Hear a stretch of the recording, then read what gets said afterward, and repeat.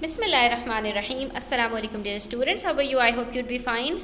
Chapter number 4 ratios चल रहा है हमारा, पेज नंबर 83 के ऊपर क्वेश्चन नंबर 10 आज सॉल्व करने वाले हैं। बहुत ही मज़ेदार क्वेश्चन है, तो आपको वीडियो इंशाल्लाह पसंद आएगी। वीडियो एंड तक देखिएगा। यहाँ पर हमसे कह रहे हैं the ratio of the number of men to the number of women in a cinema hall is 8:5।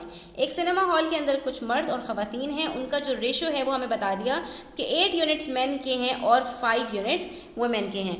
After 48 main and 75 women enter the hall. मज़ीद कुछ लोग आ गए, कुछ मर्द भी आ गए और कुछ ख़वातीन भी आ गए। The ratio becomes 1:1। अब जो लोग आए हैं उसकी वजह से क्या हुआ कि जो दोनों का रेशो है वो बराबर हो गया, 1:1 का हो गया। Find the total number of main and women in the hall now. अब हम क्या करेंगे, रिवर्स वर्किंग करेंगे स्टूडेंट्स, ठीक है।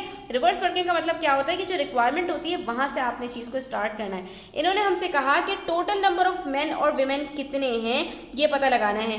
तो बच्चों बाद में जो है मेन और वीमेन अंदर दाखिल हुए हैं उसकी तो टोटल हमें नंबर्स पता ही हैं, इन दोनों को तो हमने ऐड करना ही है। बाकी हमारे पास जो इनिशियल मेन और वीमेन का रेशो था उसके जो यूनिट्स हैं, अगर उसकी टोटल क्वांटिटी पता चल जाए तो हम सिंपली उठाएंगे, इन दोनों के साथ ऐड करेंगे और हमारे पास आंसर आ जाएगा। तो अब इसकी क्वांटिटी कैसे निकालें, तो उसके लिए हम एक मॉडल बनाते हैं और उससे क्वेश्चन को सॉल्व करते हैं।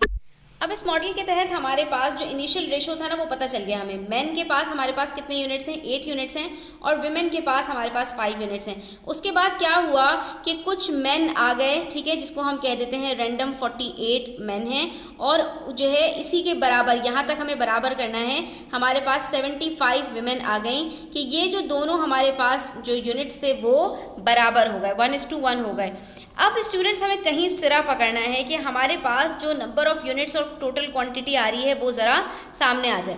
तो ज़रा स्टूडेंट्स आप यहाँ पर ये देखो कि ये जो हमारे पास डिस्टेंस कवर हो रहा है 3 यूनिट्स तक का, 1 2 3, अगर मैं इन 3 यूनिट्स को देखूं तो ये मेरे पास इसकी क्वांटिटी निकल सकती है। कैसे निकल सकती है कि ये जो नंबर ऑफ मेन है और ये जो नंबर ऑफ विमेन है ये बराबर हैं, ठीक है, और ये जो हमारे पास है ये भी हमारे पास बराबर है।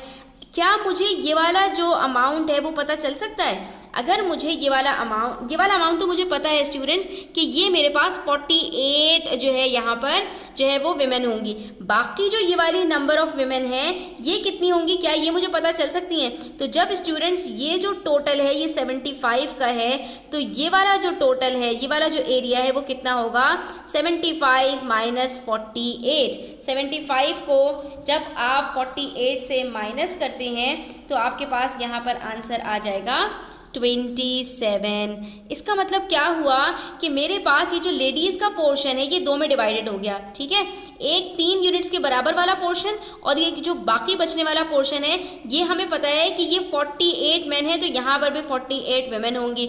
बाकी जो 3 यूनिट्स बच रहे हैं यकीनी बात है ये कितने होंगे, ये 75 माइनस 48, इसके अंदर 27 वेमेन होंगी। इसका मतलब ये हुआ कि ये जो 3 यूनिट्स हैं ये बराबर हैं 27 यूनिट्स के। जब 3 यूनिट्स 27 जो है वो विमेन के बराबर हैं तो इसका मतलब है 1 यूनिट बराबर होगा 27/3, दैट इज 9 पीपल के, ठीक है। 1 यूनिट जैसे ही हमें पता चलेगा वैसे ही हम यहाँ पर निकाल लेंगे कि हमारे पास टोटल यूनिट्स पहले कितने थे, तो ये 8 और ये 5, 13 यूनिट्स थे। तो 13 यूनिट्स के हमें जो है वो नंबर ऑफ पर्सनस पता चल जाएंगे, उसमें हम इन दोनों को ऐड करेंगे और हमारे पास आंसर आ जाएगा। अब इसकी वर्किंग्स देख लीजिए कैसे करेंगे। Initial ratio of man and women हमारे पास था 8:5 का। उसके बाद 48 more man and 75 more women entered, ठीक है। After they entered their ratio became 1:1। यहाँ पर हमने ये मेंशन करना ज़रूरी है क्योंकि उनका जो रेशो है मज़ीद मैन और वुमेन के आने के बाद 1:1 यानी इक्वल हो गया। इट मीन्स कि जो इनके दरमियान में डिफरेंस आ रहा है यूनिट्स का वही डिफरेंस होगा जो इन दोनों के दरमियान में जो लोग दाखिल हुए हैं उनके दरमियान में आपस में डिफरेंस होगा, ठीक है। क्योंकि जो नंबर ऑफ मेन दाखिल हुए हैं उतनी डेफिनेटली विमेन तो दाखिल हुई होंगी, सही है, क्योंकि विमेन का हमारे पास ऑलरेडी यूनिट्स कम थे। बाकी जो यूनिट्स हैं हमारे पास मेन के वो हमारे पास जो एडिशनली विमेन दाखिल हुई हैं वो उतनी जो है वो वेमेन हमारे पास दाखिल हुई होंगी।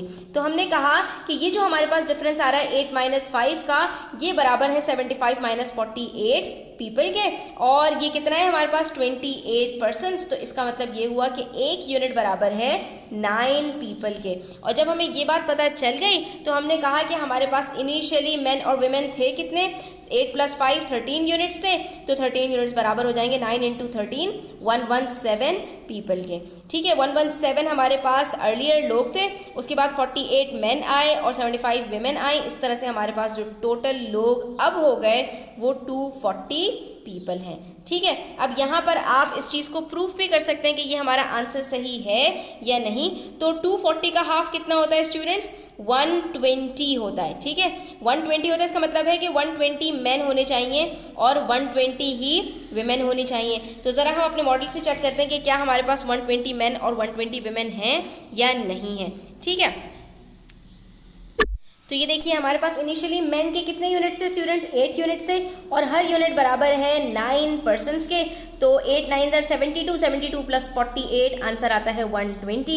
इसी तरह से हमारे पास वुमेन के जो यूनिट्स थे वो 5 यूनिट्स थे, यहाँ पर भी हर यूनिट बराबर है 9 पर्सन्स के।